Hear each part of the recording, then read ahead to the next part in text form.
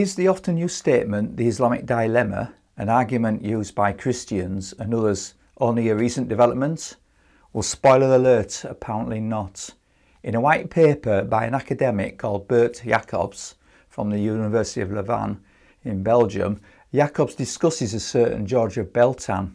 Now, George of Beltan, while writing a commentary on the Gospel of Matthew, used the Islamic Dilemma arguments. Not that he called it that, but he used it to answer Muslims' charge of Tahrif against the Bible. Now, the word Tahrif refers to the claim that Christians and Jews changed the Bible, or to be more precise, the books of Moses and the Gospels. To clarify, George doesn't use the term Tahrif and he doesn't use the name Muslim. What he wrote in his book as a title to chapter 49 is Against the Pagans Concerning the Veracity of the Gospel. Now, reading what he wrote, you soon see that the pagans he refers to are the Muslims. The white paper by Jacobs is readily available from Academia.edu. Link will be in the description. It is entitled An Early Syriac Response to the Charge of Tahrif in George of Bertan's Commentary on the Gospel of Matthew. Syriac was a language spoken by the people living in a region which is now on the border between Turkey and Syria. It was one of the languages that the early Christians spoke who lived in that region. It is believed that George died in the year 789 or 790, so this is about 160 years after the death of Muhammad. The region that George lived in was under Islamic control at that time. I think I'd best explain what the Islamic Dilemma is, just in case you have not heard of it. So briefly, the Islamic Dilemma is that the Quran in many places has passages that speak of the scriptures of the Jews and the Christians as being God's word. For example, Surah 3 verse 3 says, He has revealed to you, O Prophet, the book in truth, confirming what came before it, as He revealed the Torah and the Gospel. Now, there are many more examples that can be used, but that's just one of them. The dilemma comes in the fact that the Bible and the Quran are totally opposite to each other in many of its teachings, particularly some of the major doctrines, such as, for example, the death and the resurrection of Jesus, and Jesus being our atonement for our sins. So how can they have the same message according to the Quran and at the same time have a different message to each other? This is exactly why Islam came up with the doctrine of Tahrif. The white paper by Jacobs contains a translation from the Syriac to English of chapter 49, where George has taken on this question of the reliability of the Gospels. It's not a long chapter, with the English translation only taking up just over 500 words. In it, he presents 5 evidences for the truth of the writings that we have, but number 3 is of great interest to us, because this is where George uses the Islamic Dilemma approach. So let me read it and then you can see what I mean. So at which time I ask again, who, why and which words?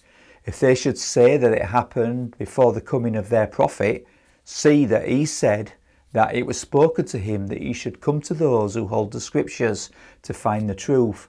For he said, all those who hold the scriptures confirm the things which we have brought to you in words. And if you are doubtful, ask those who have been holding the scriptures before you. See, he sends you to us.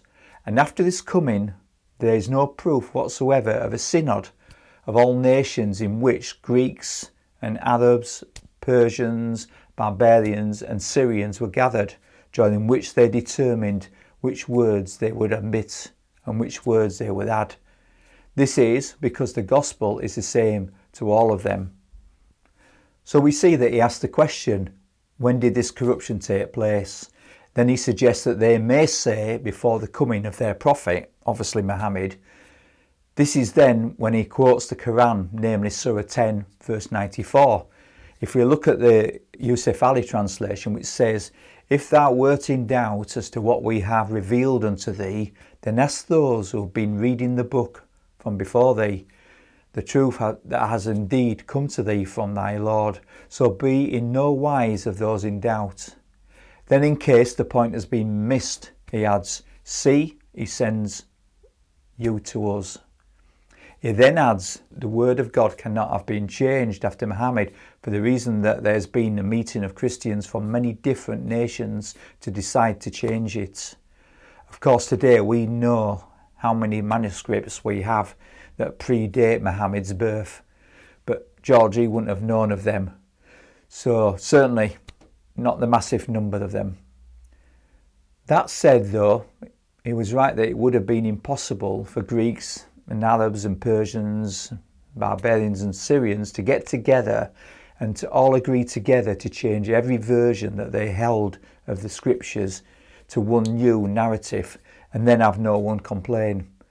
Definitely an impossible scenario. Now, someone may say, but that is only one verse from the Quran. True, but we all know how many similar verses we find in the Quran, and if you don't, then let me point you to my website where I have a large but not exhaustive list. Now, to be fair to George, he doesn't get into the full Islamic dilemma issue. He mentions that the Quran defends the Christian scriptures, but he doesn't point out that those same scriptures are in disagreement with the Quran. Now, pointing out this discrepancy is, of course, what the Islamic dilemma is all about. We can't know for sure if George ever recognised the dilemma, but I am sure that if he had, he would have been very excited about it. To sum up, the Islamic dilemma existed then and it still exists now, and nobody has been able to answer it. So thank you for listening, and may God bless you all.